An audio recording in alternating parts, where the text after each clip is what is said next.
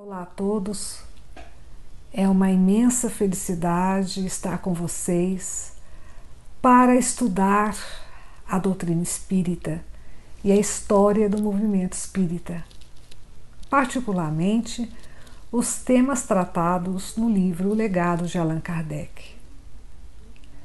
E no nosso encontro passado, explicamos que esta pesquisa se baseou na prática da fé raciocinada e que por isso procuramos reconstituir os fatos com base em documentos, em textos históricos. Então, uma amiga me encaminhou esta pergunta: e os espíritos? Será que, em lugar de pesquisar textos, documentos, não deveríamos ter consultado os espíritos para obter as informações que desejávamos? É uma pergunta muito interessante. Vamos ver o que a doutrina espírita nos ensina sobre esse tema. Vamos começar pelo Evangelho segundo o Espiritismo de Allan Kardec, capítulo 27, item 8, que diz o seguinte: um homem está perdido num deserto, sofre horrivelmente de sede, sente-se desfalecer e deixa-se cair ao chão. Ora, pedindo a ajuda de Deus, e espera. Mas nenhum anjo vem lhe dar de beber. No entanto, um bom espírito lhe sugere o pensamento de levantar-se e seguir determinada direção. Então, por um impulso instintivo, reúne suas forças, levanta-se e avança ao acaso. Chegando a uma elevação do terreno, descobre ao longe um regato. Mais adiante está escrito também nesta passagem: mas perguntarão, por que o bom espírito não lhe disse claramente: siga este caminho e no fim encontrarás o que necessitas? Por que não se mostrou a ele para guiá-lo e sustentá-lo no seu abatimento? Dessa maneira, o teria convencido da intervenção da providência.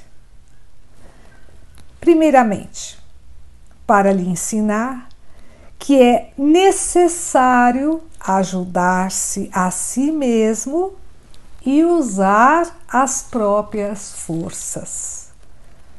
Depois, porque pela incerteza, Deus põe à prova a confiança e a submissão à sua vontade. Esse homem estava na situação da criança que, ao cair, vendo alguém, põe-se a gritar e espera que a levantem. Mas, se não vê ninguém, esforça-se e levanta-se sozinha. E podemos perguntar-nos, mas o que isso tem a ver com essa pergunta, né? Vamos analisar essa passagem, né? Essa sede pode ser uma sede de água, mas também pode ser a sede do conhecimento, né? Que é o caso da nossa pesquisa, né? Então, estamos precisando muito desse conhecimento. Não temos as informações, né? Estamos em um deserto, sem informações. E, evidentemente, para realizar esse trabalho, nós oramos. Nós pedimos a ajuda de Deus, né? Mas não vai vir nenhum espírito dar-nos a água. Não vai vir nenhum espírito já dar as informações já prontas, né?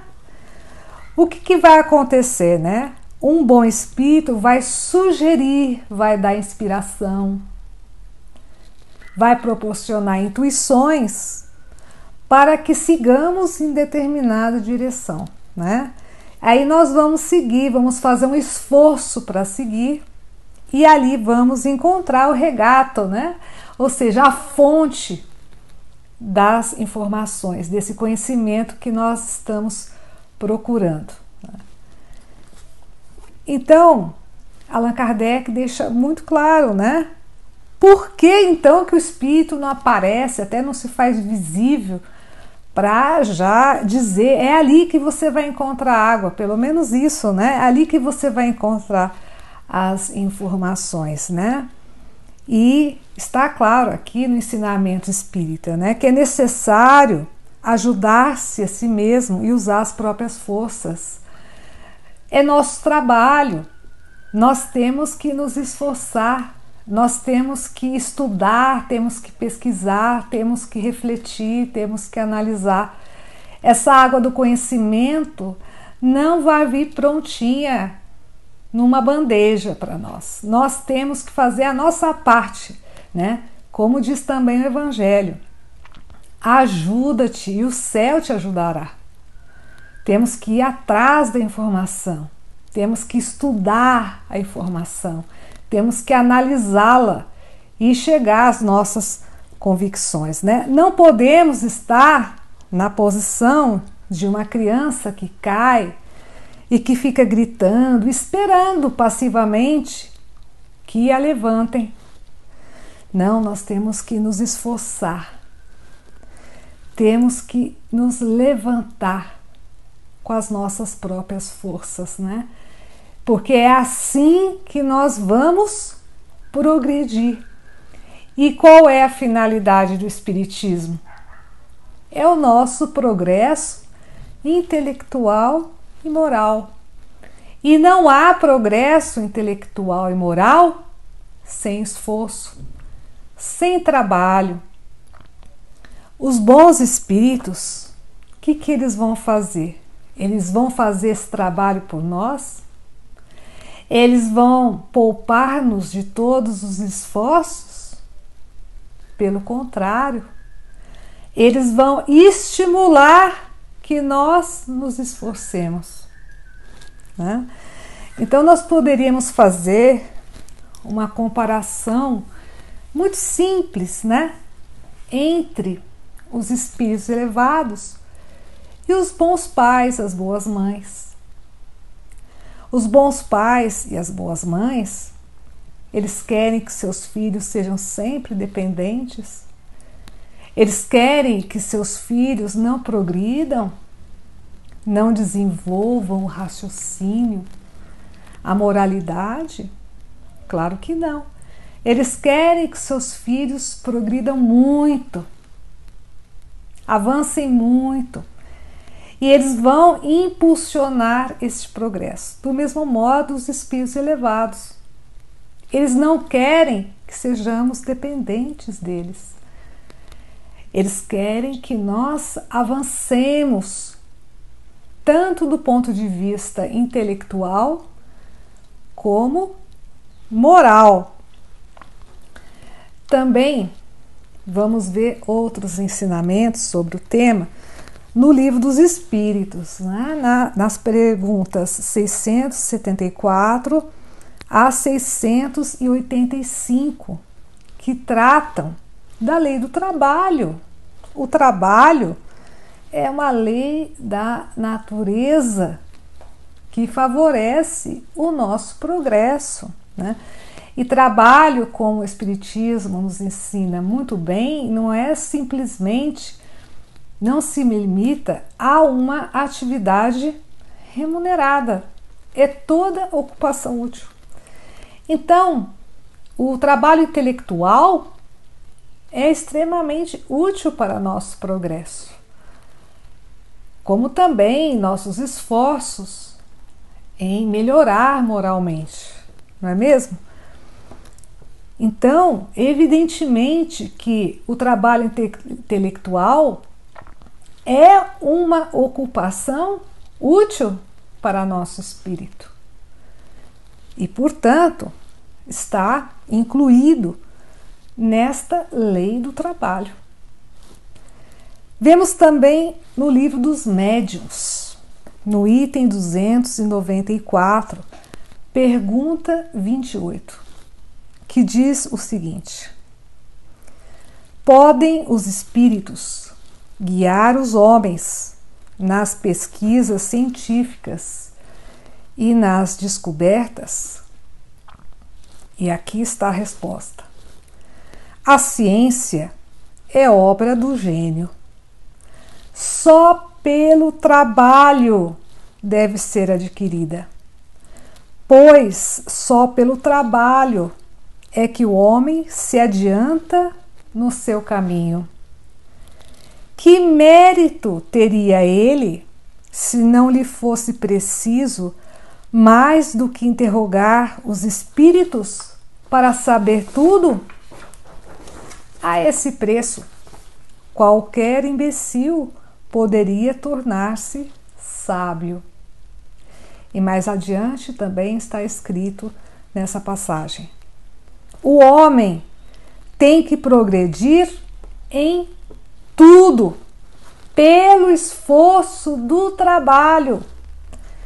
Se lhe dessem as coisas inteiramente prontas, de que lhe serviria a inteligência?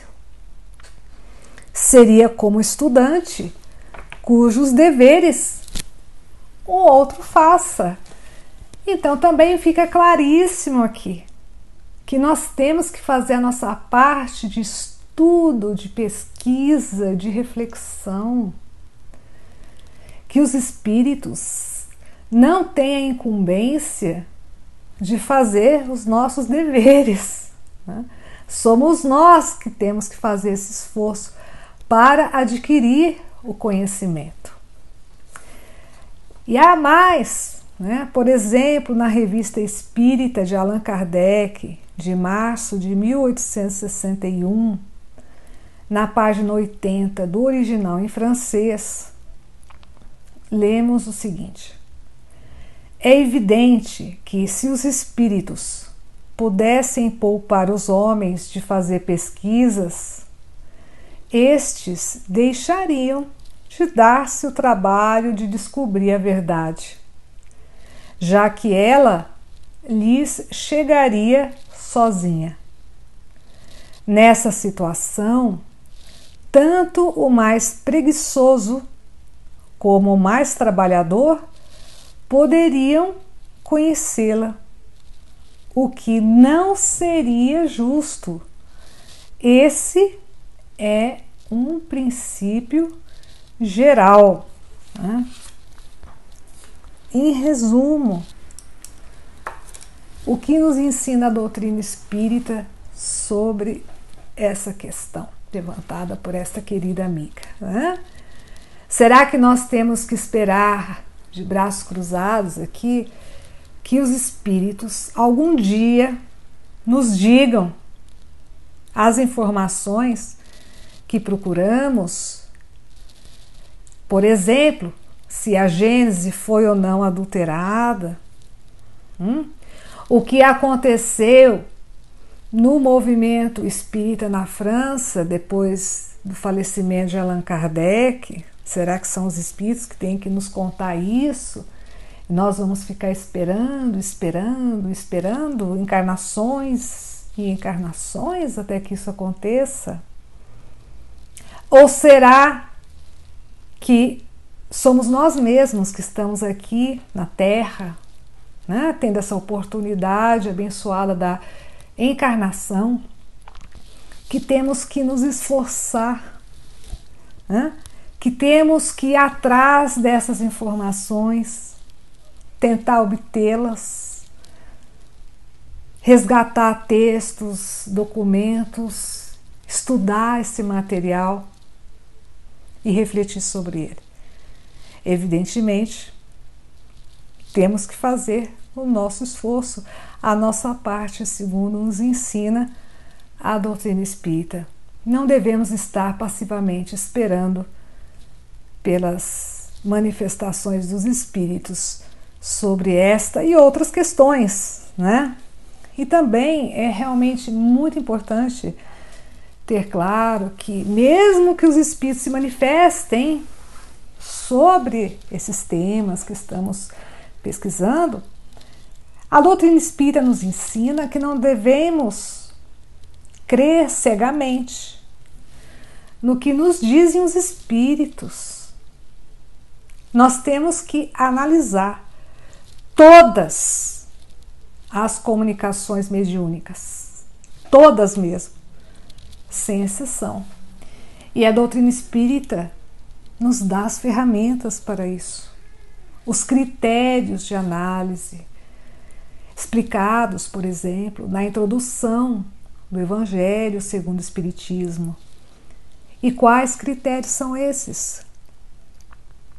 Os critérios da lógica, da razão, do bom sentido, da confrontação com os dados objetivos disponíveis. Por exemplo, se um espírito se manifesta e diz uma coisa, e os documentos objetivos, oficiais, autênticos, revelam outra, evidentemente, né, essa comunicação do espírito não está de acordo com os dados objetivos disponíveis e não deve ser aceita como verdade. E também em matéria doutrinária é fundamental que ponhamos em prática o critério do controle universal do ensino dos espíritos, que também está muito bem explicado na introdução do Evangelho segundo o Espiritismo, para que possamos aceitar como verdade, ainda mais no campo doutrinário, uma informação, ela deve provir de manifestações de espíritos feitas espontaneamente por um número grande de médiuns que não se conheçam entre si e que vivam em regiões diferentes, né? Médiuns que não tenham contato entre si, para que não se influenciem. Portanto, queridos amigos, em suma, temos que fazer nossa parte. Temos que arregaçar nossas mangas, como se diz popularmente, esforçar-nos, estudar, refletir, pesquisar. E isso nos ajudará não somente a obter as informações que estamos procurando, mas, sobretudo, no nosso progresso espiritual.